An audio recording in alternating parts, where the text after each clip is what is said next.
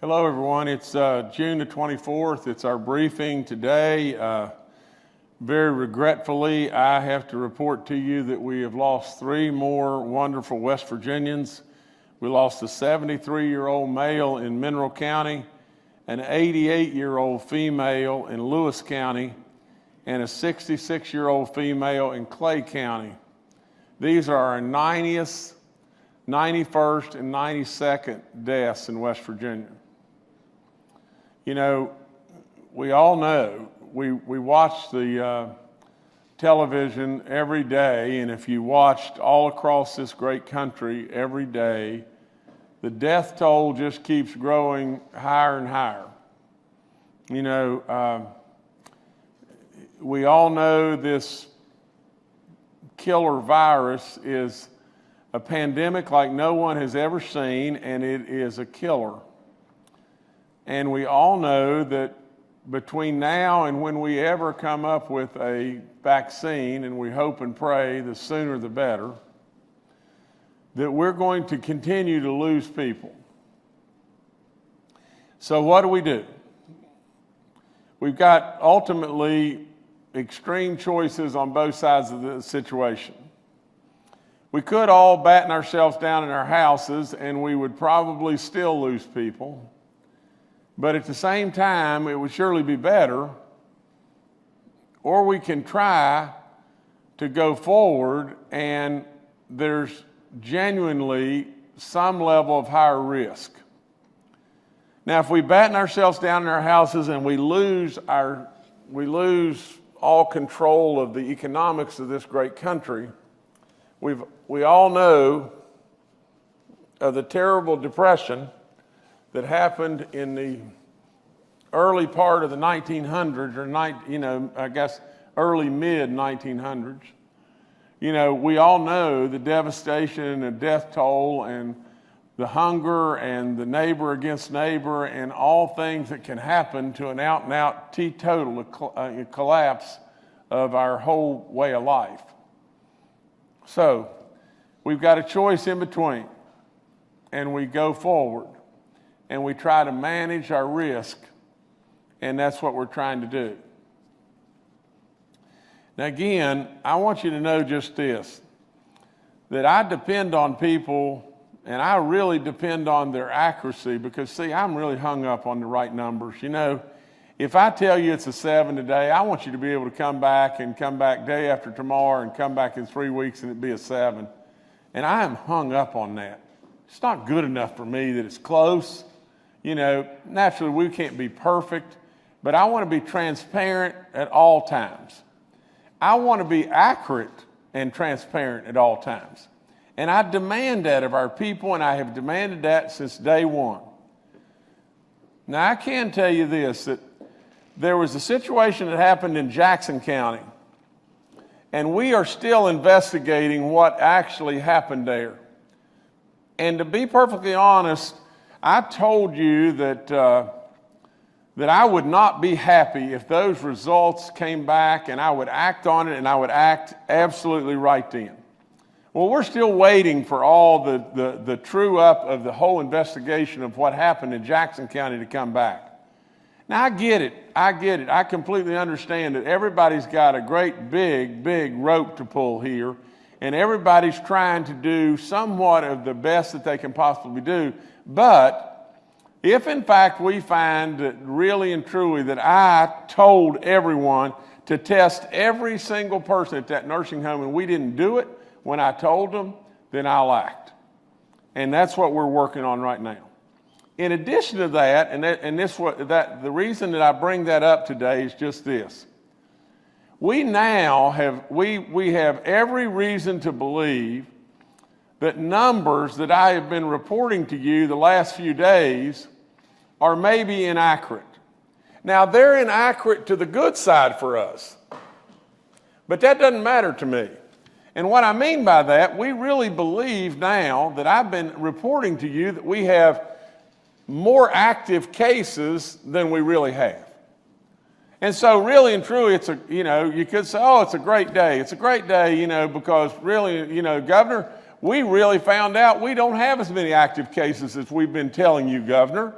Well, that isn't going to cut it with me. It's their job to tell me the right number.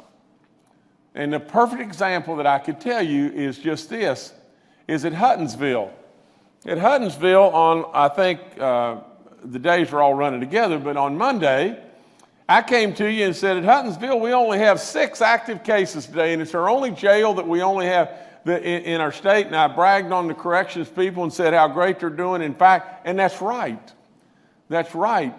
But do you know, on our total number of active cases in our state, we weren't taking that off of our total number of active cases, and we weren't doing it and everything. And there's either a breakdown at the local level, there's a breakdown within our level, but here's the bottom line, and here's the whole thing to me. I mean, if we were on our game here in DHHR, in Dr. Slimp's office, if we're on our game and you're listening to the governor say that there's 6 active cases at Huttonsville, and you're looking at the reports that you're putting it together and sending them to me on active cases, and you're looking in Randolph County, they're reporting 100 and some odd cases, then you're not doing your job. And you're not having the passion behind what you're putting together, because basically these numbers are better. Now, I don't know that they're gigantically better. I don't know if it's 8% or it's 10%, but whatever it is my responsibility to tell our people the right numbers. And when I overstate the amount of the problem that we have, and that's what it is, it's a great day from the standpoint that we don't have as many actives as what we thought. But really and truly, if I overstate the number of actives, then I'm scaring you. I'm scaring you when I don't need to scare you. And that's not going to cut it with me. We'll get to the bottom of it, we'll act, and we'll get to the bottom of this really quickly.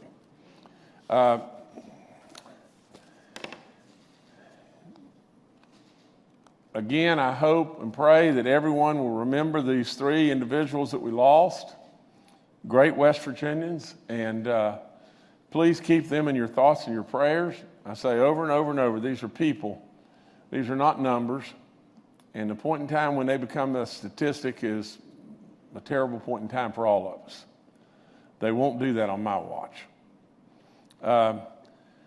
This is the week 9 of our West Virginia Strong, the comeback reopening. All your guidance and everything and documents are up on the screens and on my websites. I want to talk to you again about Myrtle Beach. Now we have, there are 19 outbreaks in 11 counties that are tied to people traveling to Myrtle Beach. This is up 6 more from our Monday report. We have 13 in Berkeley County, 5 in Cabell, 1 in Fayette, 2 in Greenbrier, 8 in Kanawha, 1 in Mercer, 2 in Putnam, 32 in Preston County. And I think it says here with the possibility of 10 more. 6 individuals in Raleigh County, 1 in Ritchie and 1 in Taylor. I strongly would tell you that if you're thinking of going to Myrtle Beach, rethink what you're doing and everything. And the other thing is, if you have been, go get tested. It's really important that you do that. In regard to our church outbreaks, we have no additional outbreaks in churches. We still have 3 active church outbreaks in Ohio, Greenbrier, and Boone counties. In Ohio County, we have 18 positives, Greenbrier 41 positives, and Boone 9 positives. And I strongly urge just what I've said over and over, every other pew, social distancing, wear your mask, wear your mask, wear your mask. The church setting is probably one of the ripest settings that you can possibly be in to transmit this terrible disease. As far as our grants and everything, we're still processing stuff. I just had a discussion with our people in regard to our cities and counties to put on. I don't care how many people we've got to put on to get these dollars out the door and get them out the door. The faster, the better. They're telling me, that once they receive a letter, we have 10 days. We're absolutely always within that window and everything. And I'm saying absolutely that's not even good enough too. We've got to do better and better and better. And just, so we're going to put on more people. We're going to push and push and push from the counties and the cities. Get your applications in faster to us, and we'll get them back to you, and we'll get those monies right to you. As far as our free testing, today we're in Boone County. Also this week we'll be in Lincoln, McDowell, and Wyoming counties. The weekend we'll be in Cabell, Hancock, and Mingo counties. It's all free. It's painless as it can be. It's nothing. Run by there if you have any concern. If you're one of our minorities and you want to be tested, please go get tested. It gives us more information on being able to help our minorities, our vulnerable people. Please, please go get tested. The more we're tested, the better off all of us will be.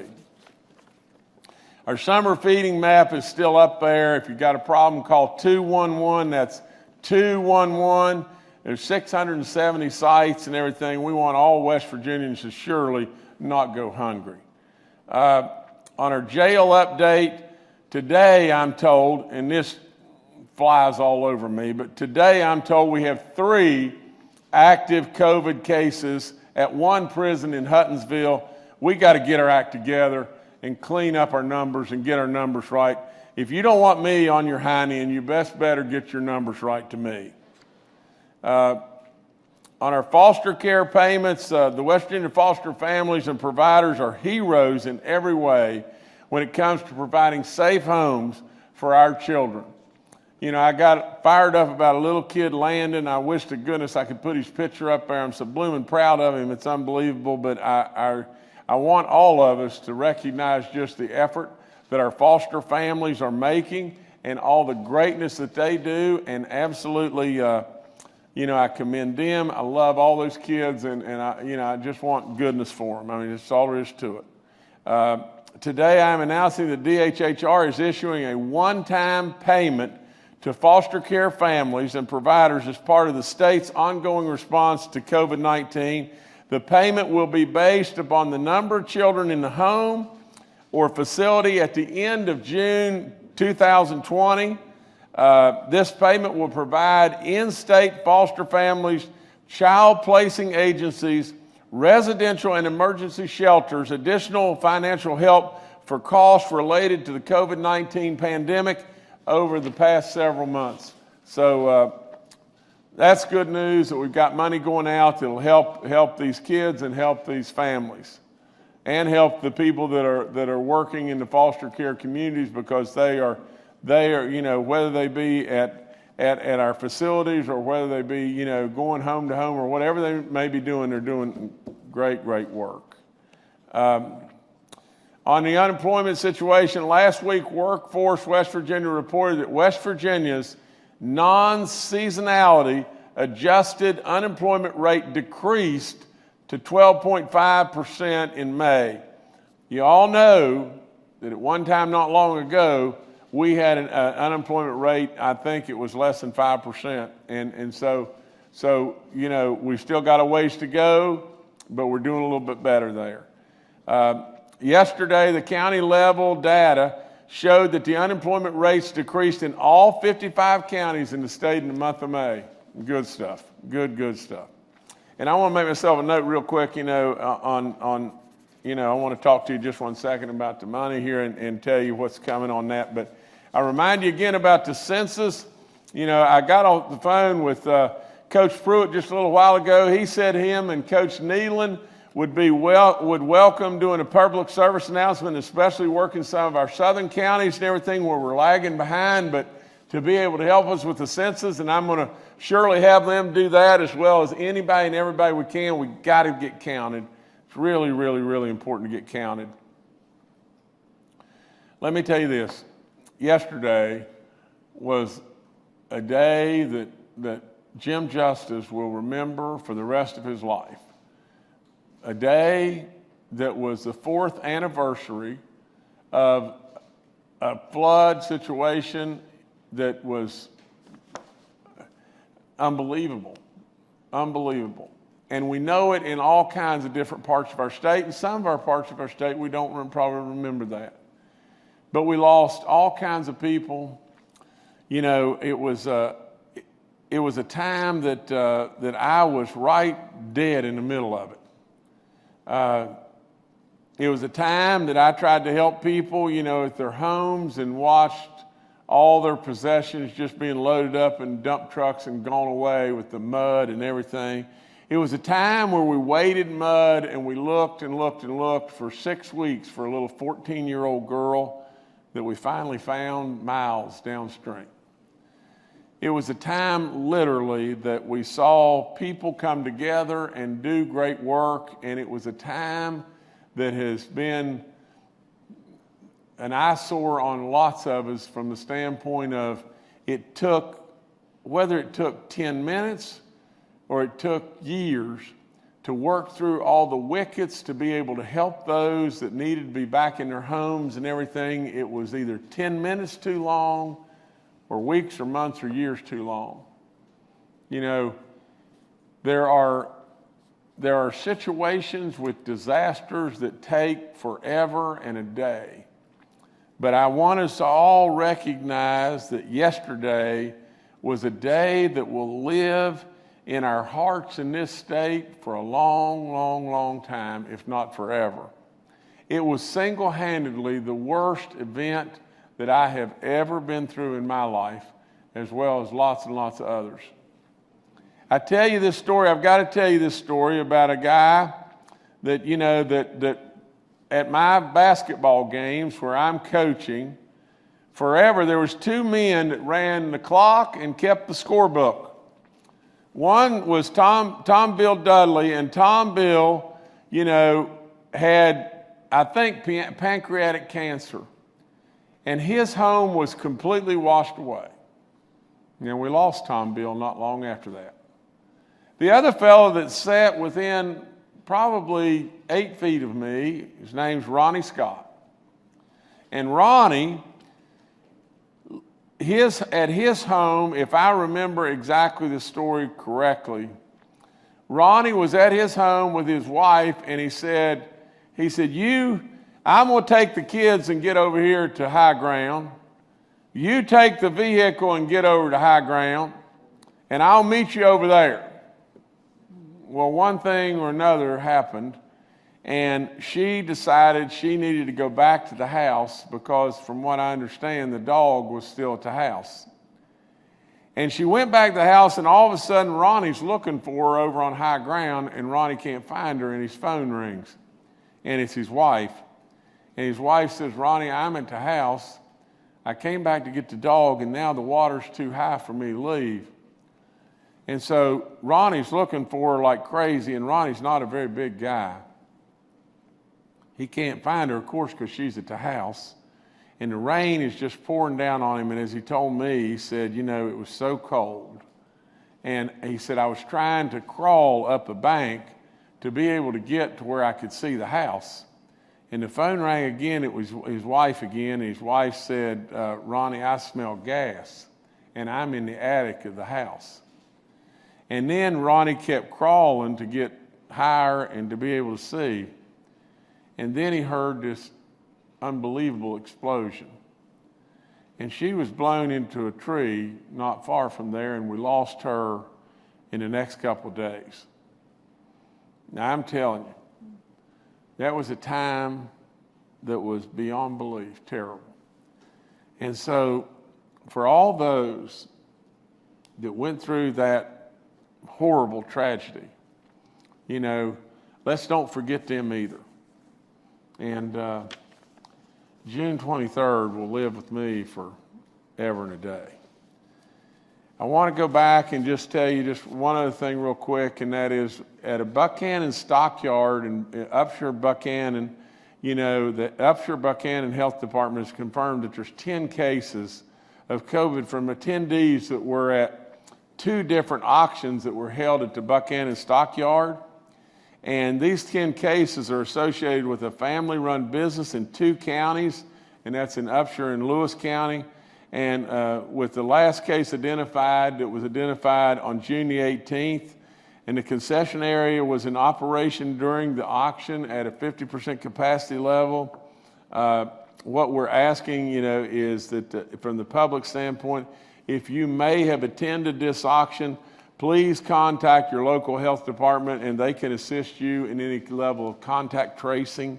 We need to be able to do that and everything to try to nip this in the bud as best we can. The stockyard's been closed and will not reopen until those that are positive have been released from quarantine.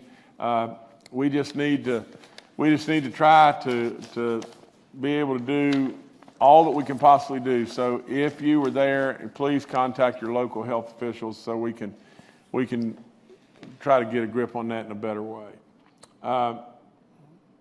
The only other thing I can tell you is you know, if you go back and you look at our charts, you'll see this instantaneous little dip down in active cases. And,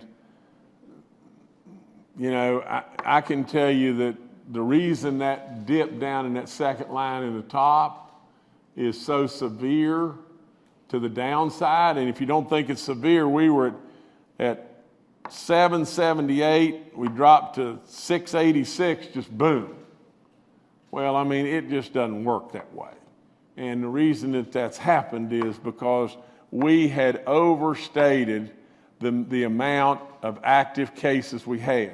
Now, if you're going to get something wrong, you know, we would all be happier if we got it wrong that is a wrong that is to our good side. And it is. It's a wrong to the good side. We don't have as much of a problem as we thought we had, but that's not good enough for me. On our daily percent of positives, we're at 1.93. You know, on our cumulative average now, we're at 1.68 or 67 rather. I think that's really about all I've got to report right now, and we'll take your questions in just a few minutes. Thank you. All right, thank you, Governor. First, let's go to Major General Hoyer with the West Virginia National Guard. Good afternoon. The governor pointed out a number of testing lanes will be going on this weekend.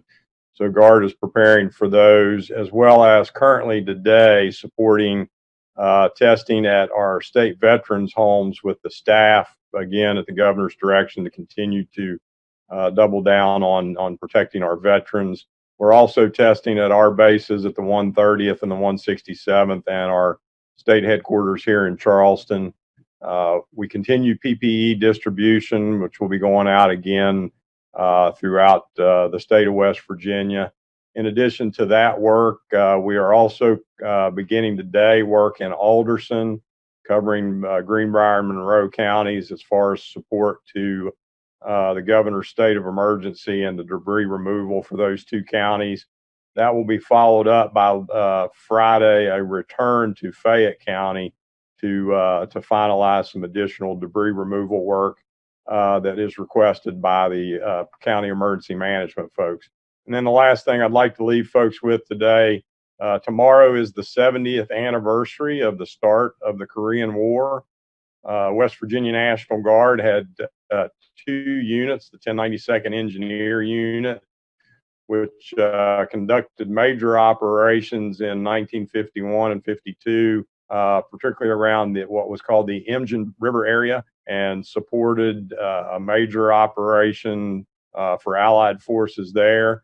The 167th Airlift Wing, now out of Martinsburg, West Virginia, completed 806 combat missions during their deployment to Korea, and we lost 3 West Virginia National Guardsmen shot down during those operations. Today, there are still 8,000 United States service members who are unaccounted for from the Korean War. So I'd ask all of us to remember all of our Korean War veterans, as well as those who made the ultimate sacrifice in that operation on behalf of our great nation and our allied forces. Thank you. All right, thank you, General. Next, we'll go to Dr. Clay Marsh, our coronavirus czar.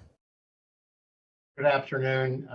I want, as I often do, to reinforce what the governor has told us. We are still doing well as a state, but as we look around us in the region and also nationally, we can see that the COVID virus is starting to expand. in states like Texas, Florida, California, Arizona. They are seeing the logarithmic slope of COVID spread. For instance, California yesterday, I believe, or yesterday had about 5,000 cases, as did Texas. Florida had 3,500 cases. I'm sorry, Arizona had 3,500 cases, and Florida had about 3,000 cases. And if you compare that to West Virginia, we are hovering around 2,600 cases. So while we are doing well, we know that our R value has increased over 1, which means that the COVID virus is spreading in West Virginia like it is in other places. Certainly, part of that assessment is related to our expanded testing, but we also know that COVID is spreading everywhere, including in West Virginia.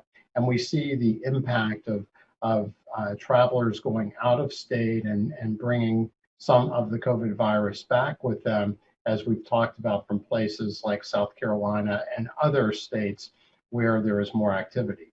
Of note, New York City has now caused people coming in from outside of, or New York State, I'm sorry, people coming in from outside of New York State to quarantine themselves because New York State is doing better. And as we pointed out before, at a country level, we represent 4% of the world's population, but we account for about a quarter of the COVID cases and the deaths from COVID-19. So that's not to scare people, but it's to remind all of us that it is really important that we do all that we can to keep West Virginia a great and safe place, as it's been through the whole COVID pandemic. And that's really, as the governor said many times, related to some smart moves that he made early in the pandemic, but also, most importantly, the great concerted community efforts of people in West Virginia. So West Virginia, it's really important as we look at the future for us that we stay safe, which is the best way to continue to open our vital businesses and really grow our economy. And you do this by wearing masks and staying separated and distance and washing your hands and avoiding your mouth or your nose or your eyes. And if you're sick, stay home. If you have a fever, stay home. If you feel not well, stay home and protect yourself and protect other people. And if we do that, we will be and will continue to be the place that everybody looks at longingly as a place that they wish they were from and lived into. So thank you so much. All right, thank you, Dr. Marsh. Next, we'll go to Secretary Bill Crouch with the West Virginia DHHR. Thank you. Good afternoon, everyone. I want to mention an increase in our by our West Virginia Medicaid program to increase reimbursement to West Virginia eligible hospitals, our non-public safety net hospitals, in the direct payment program by the amount of $37 million. The hospital reimbursement increase is in response to COVID-19 costs and additional federal match dollars. Centers for Medicare and Medicaid Services issued guidance to states allowing more flexibility in utilizing directed payments to address COVID-19 costs and decrease revenues. West Virginia Medicaid is using an existing directed payment methodology to implement the additional hospital funding. The proposed $37 million in reimbursement increase is subject to final approval, and if approved, will be for services beginning July 1, 2020. First quarterly payments will be dispersed January 2021. Thank you. All right, thank you, Secretary. Now we'll go to questions from media members. The first questioner we have today is Paul Mullen with WCBC. Good afternoon, Governor. Good afternoon, members of the cabinet. I've been looking over the figures, and perhaps Dr. Marsh can help me out with this. Governor, yesterday you talked about the Hatfield and McCoy Trail and how you expected maybe to see a spike there that never really occurred. I'm kind of looking at the Morgan County numbers next to Berkeley County, and they are under 20 total. And at one point they were on, the high alert list, and Berkeley County is up over 420. It's hard for me to think that the people from Paw Paw quit going to Martinsburg to get their things during this. And then, of course, we have the Preston County situation where you have up to 42 cases tied to Myrtle Beach. And I'm trying to wrap my head around how all that kind of comes in and plays into this. Is it that the Preston County folks went into a congregate setting in a hotel down in Myrtle Beach, and that's what the problem is? And I'm just trying to figure out how all of those things are true in transmission and if the rules have changed any. Doctor? Clay, you want to try that, or Bill? Yeah, sure. No, I'm happy, Governor, to take that. So thanks for the question. You know, I think that your difficulty in piecing all this together is very typical of what we expected to see at this point and expect to see in the future, which is, as we've said before, COVID-19 is a pandemic. So there are many different sources of infection. We have said before that there are a few people who get infected that can spread the virus to a number of other people. And then there's a number of people that can get infected that don't seem to spread the virus very widely at all. And so I think that, we're seeing more mobility. We're seeing people that are traveling, and we know that as you go to high endemic areas of COVID, whether it's Myrtle Beach in South Carolina or going to Florida or Texas or Arizona or other places that are seeing new increases at the sort of the more logarithmic phase of COVID spread, it makes it more likely that you will be exposed to COVID and that you may contract it. And if you contract it, maybe you will spread it. So I think that we see differences in certain counties and certain populations related to the ability to spread. And as I would reason, that's probably related to the ability of people within those communities who have contracted COVID to be some of those people that can spread more readily than other places. So as we go forward, that's the reason why the governor and all of us have said over and over and over, you can't tell necessarily who is infected and who isn't. Because in the pre-symptomatic phase, before people get symptoms, or some people get only very mild symptoms, people may not even really know that they are infected and can spread to other people. So we need to protect ourselves and we need to protect each other. And wearing a mask is something that I know a lot of people don't like to do. It's not so comfortable. And some people, as we've said, may see that as an affront on some personal liberties. But to me, wearing a mask is a expression of love, of altruism, of protecting the people that we love and the vulnerable people in our community. And we want a vaccine and we want a drug. But honestly, if 80% or more of people wear masks, then we have the impact on that R factor, that reproductive factor, how many people get spread to, like we have a vaccine. So today we have the ability to stop the rate of spread of COVID in West Virginia if we all embrace this idea that we're going to take care of ourselves and we're going to take care of each other. So thank you. All right, thank you, Paul. Next, we'll go to Anthony Izaguirre with the AP. Governor, can you clarify how exactly the active caseload figures have been overstated, and what led to that, and how did you find out? Also, at what point would you strengthen restrictions on travelers as these Myrtle Beach cases continue growing? Anthony, let me go to the second part of your question. I hope we're not going to have to do that, but if need be, we'll surely look at that. That's a step that is, I hope and pray, at least significantly down the road. But going back to the numbers and everything, just to tell it like it is, these numbers have just been reported to me in the last probably 24 hours. And we're digging deep into the numbers right now. And we are absolutely positive that if we are anything, we have overstated the bad, meaning that we don't have as much bad as what we thought we had. But that doesn't matter to me. I want the numbers to be right. And and you just got to give me just a little bit of time. It won't take me long now, but just give me a little bit of time. I've demanded full-fledged transparency. I don't think we have a problem with that, and I've also demanded absolute accuracy. And we seem like we've got. I can't say it any more bluntly, Anthony. It's just this.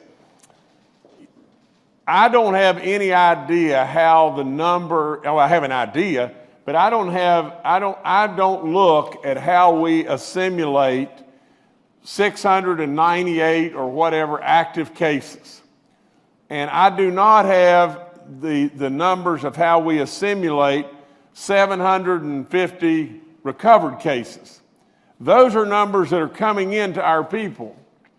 But if the numbers come in for days on end and the numbers are showing, and let me just use Huttonsville for an example, but if the numbers are showing that we have recovered at Huttonsville 110, well, first of all, they start off, we recovered, we've recovered 50 and there's 70 that are still active. And then there's 80 recovered and there's 40 still active, and that's the way it keeps going. Well, for crying out loud, either you've got to be asleep or just absolutely not doing your job to have not updated those into the active versus recovered categories.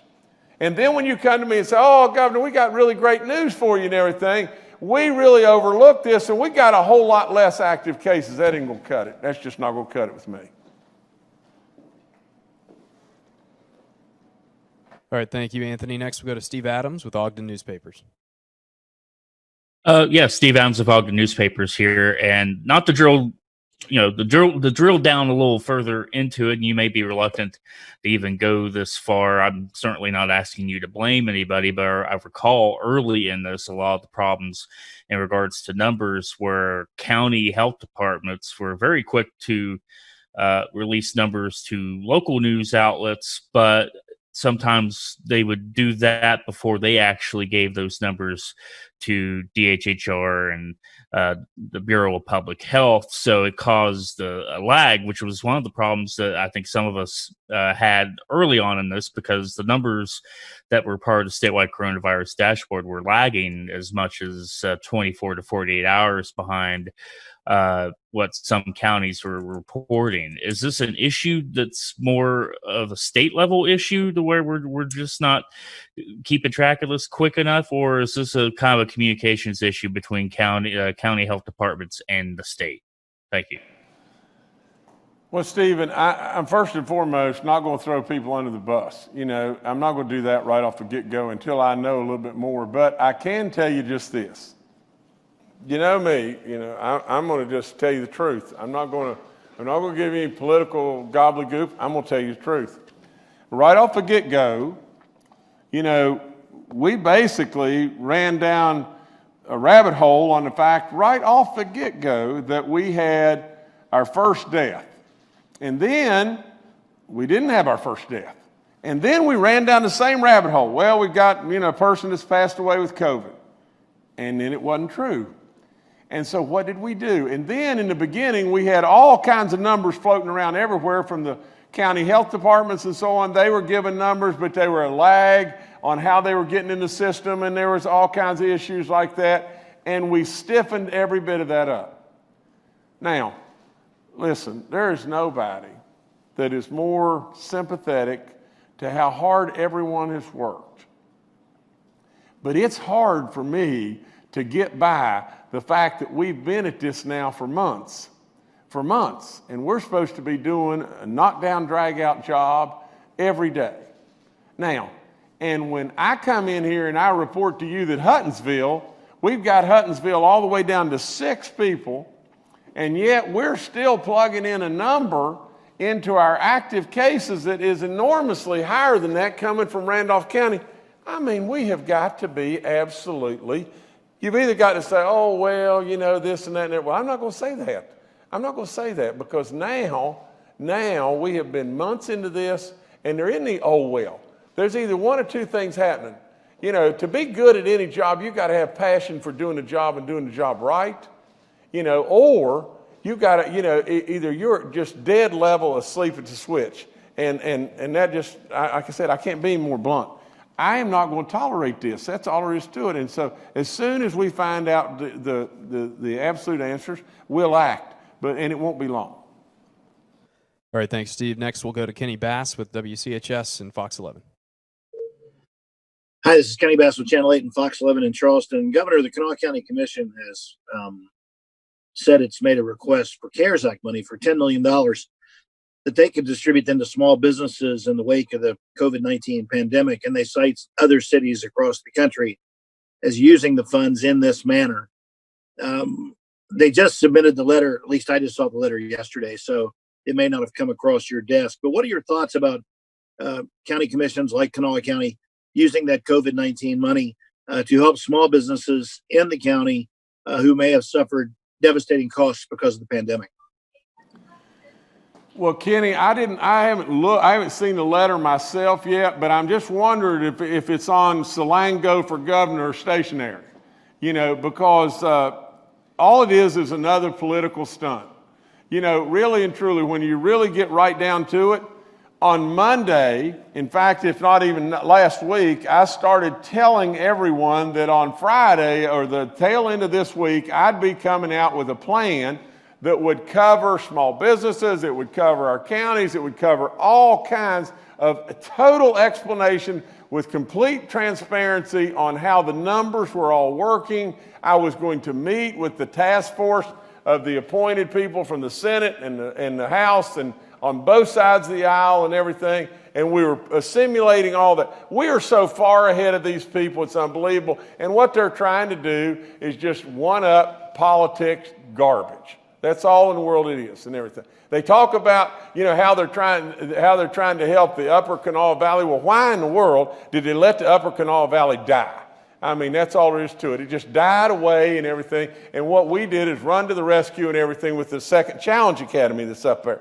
So with all that being said, you'll see on Friday how all this will unveil, and it will unveil. And I would go back to tell the Kanawha County Commission and everything, for crying out loud, they don't need to, you know, to keep grandstanding. If what they want to do is put the Salango headquarters there, put it there. I mean, I don't care about that and everything. I mean, they're absolutely just doing nothing but politics and everything. And I am trying to look after not only Kanawha County, but I am trying to look after every county in this state. And that's my job. That's what I'm going to do. All right, thank you, Kenny. Next, we'll go to Charles Young with WV News. Hi, this is Charles Young with WV News. Governor, earlier you said that you don't have any concrete travel restrictions planned as of yet, but that may be something that we go to down the road. Today, states like New York, Jersey, Connecticut, they're implementing a 2-week quarantine period for people coming into the state. I know we had something like that in place earlier in this, but is a move like that part of what you may be considering? Look, we are considering everything all the time, but now just think about this. From the federal government standpoint, whether it be a meeting with the president and the vice president, or it be a briefing from just the vice president, they are trying every way in the world to get the state's cumulative positive number below 5. Below 5. They're tickled to death when they get it below 5. We're at 1.67 right now. We're not New York or Arizona or Texas or wherever it may be, and I could be wrong. Maybe they have a decent, number at some of those places or whatever it may be, but we're not those people. We are doing absolutely unbelievably good. And so we want to constantly consider and keep our numbers at where they are and keep them amazingly good. But at the same time, you've got to understand, we're not New York today. We're West Virginia. We're the miracle, and we want to stay the miracle. And I hope everybody heard me loud and clear. We want to stay the miracle. We're not going to become New York, God forbid, and everything. And we absolutely have all got to know we should all be concerned at all time, because we are the most vulnerable state, the state with the most chronic illnesses, the oldest. We're sitting in a sweet spot that could turn into absolutely a bad spot. And so we know what could happen. So absolutely, West Virginians, listen to me. Listen to me. We'll be on guard and watching nonstop, but we're not in New York today. All right, thank you, Charles. Next, we'll go to Mark Curtis with Next Star Media.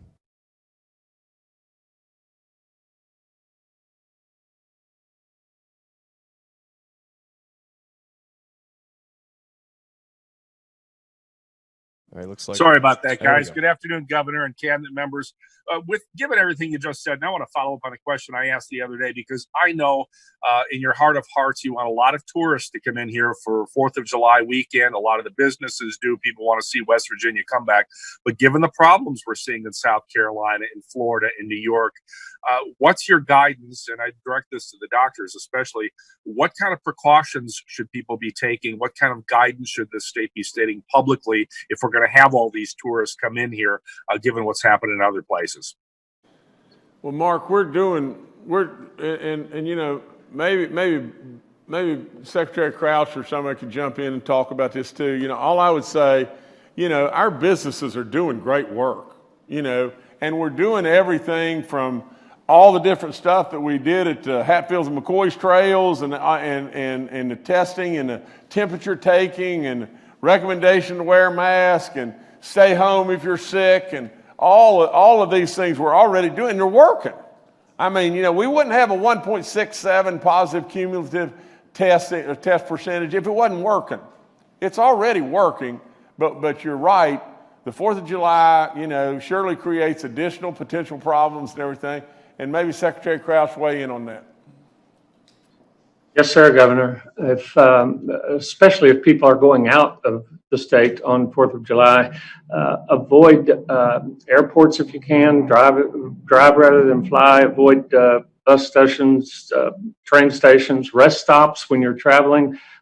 Carry wipes with you so that you can sanitize the doorknobs and everything. Be very careful. Wear your mask, as Clay says. We have to protect ourselves and not bring that disease back to us. Everything is mitigation of risks. If we speak with someone and we wear a mask, we're safer. If they wear a mask and you wear a mask, you're both safer. If you're 6 feet apart, that's safe. If you're 10 feet apart, that's safer. If you only talk for 5 minutes, that's safer than 10 minutes. You're really trying to mitigate your exposure to this disease, to this virus. So again, when people come in from out of state, it's a similar situation. In fact, more so. Wear a mask if you're around visitors who come in. Those individuals may not have symptoms and may have the virus. So we've said this before. I've said this several times. Act like you have the disease and act like everyone else has the disease in your presence, and you'll protect yourself more. So mitigate your risks, stay safe, keep your family safe. Thank you.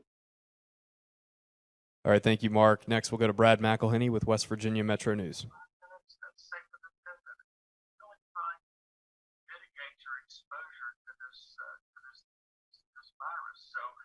Brad, can you hear us? All right, looks like we're having trouble connecting to Brad. Kara Lofton with West Virginia Public Broadcasting. Kara, are you on? I am. Hi, everyone. Kara Lofton, West Virginia Public Broadcasting. Can you guys address, I know in Shepherdstown, the mayor is considering an ordinance where they are not requiring everyone to wear masks, but they're going to allow businesses to ask people to leave if they're not wearing masks. Can you talk a little bit about why there isn't a statewide ordinance to wear masks in public places, since states like Virginia have done so? And what is your response to what's happening in Shepherdstown? Is that legal? Secretary Crouch, go. Tell us about this, because I don't know specifically about it. There is not a statewide ordinance to wear a mask at this point. The governor's asking you to wear a mask, asking the public to wear a mask. Clay's talked about that. Again, it's the same situation in terms of trying to protect ourselves and protecting our families and the individuals we're close to. Individuals in counties, health departments could have restrictions related to masks, especially in working in restaurants and working in places that have the potential to spread the virus more. So there may be some local ordinances out there from the standpoint of a state ordinance or an executive order by the governor. He has been very clear that is a difficult situation to get into. At this point, we're asking everyone to please continue to do your part as you have in the past and help keep us all safe. Do you know, she asked, is there an ordinance that's been issued in Shepherdstown, at the city level? Do you know anything about that? I do not know, Governor. There could be. That's a possibility for a local health department to do that. I do not know if there is one in Shepherdstown. Okay, and Taylor, let me end up by just saying just what I've said before. But here's the problem, Taylor. It's just this simple. I'm telling everybody over and over and over to voluntarily wear the mask. Clay Marsh just told us just this. If 80% of the people, if we can get 80% of the people wearing the mask and everything, we turn and it's not but it's the number that basically tells us how the transmission is going and the percentage of transmission and everything and basically we turn that number south. And as we turn that number south, we shut this whole thing down and everything. Now, 80% of it. The problem that I don't want us to do is just this. First of all, it's almost impossible to enforce. And the second part of it is just this, is it will divide us. There'll be people that think now we've gone too far and we're really treading on their freedoms and lots of stuff and everything, and it will divide us. If we can do it on a voluntary basis where we're all pulling the rope together, we'll be a lot better off, and we want to continue to watch the numbers. Watch the numbers.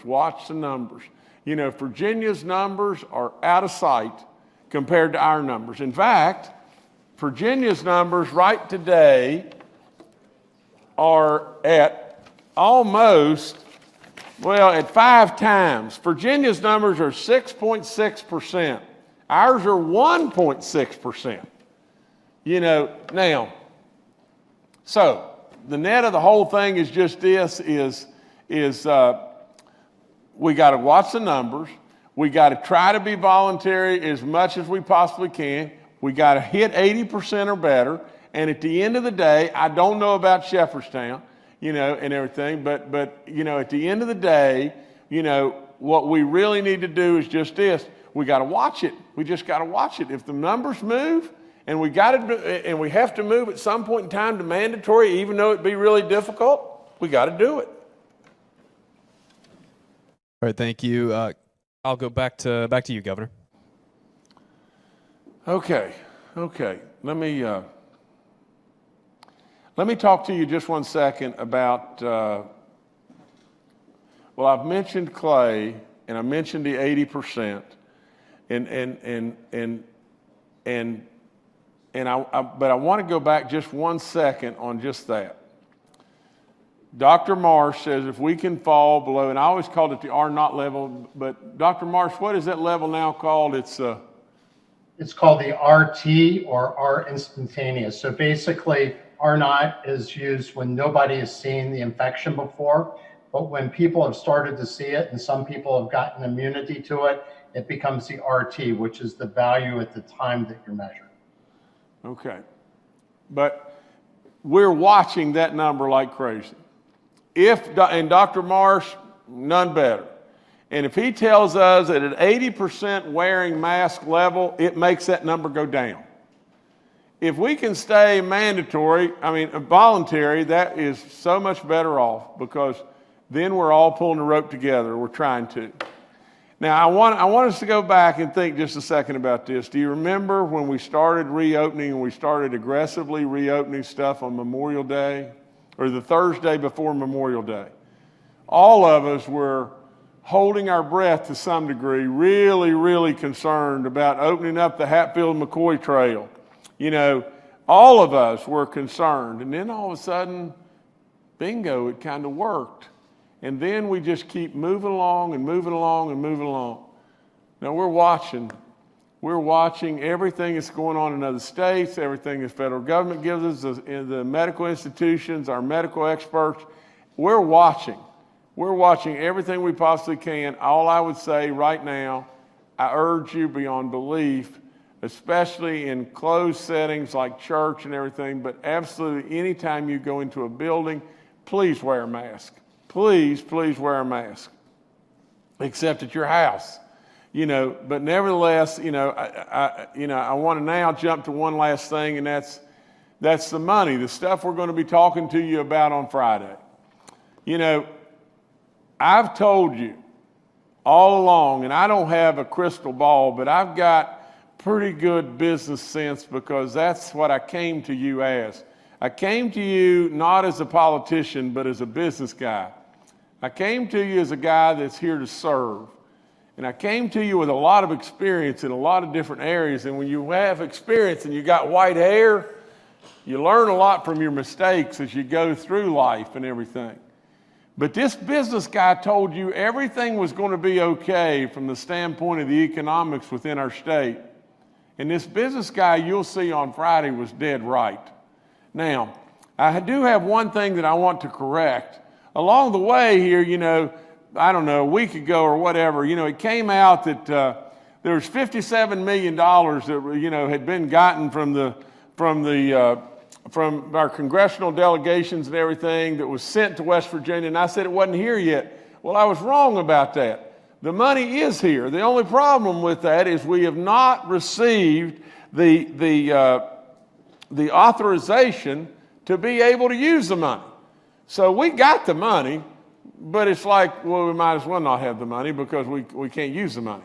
And so with that, we're working on that and everything. But I don't want to ever report to you something that, I am back, double, triple hung up on one thing in my life, and that is just this. I'm going to tell you the truth. I'm going to tell you the truth every single day, no matter what the truth is, no matter how good it is or how much it hurts. I'm telling you the truth. And I have also told you over and over, West Virginia is going to be okay as far as the economics of West Virginia, and we're going to have lots and lots and lots of good surprises and good things happening with our small businesses and our counties and our cities, and we're going to some way, somehow get through this. Just continue to be the miracle, West Virginia. That's the main thing. Let's not let our legs get blown off here and end up in a real bad situation, a tough situation. But please, West Virginia, just keep being the miracle. Keep doing what you've been doing. Keep absolutely being smart, and keep it going. Proud of you.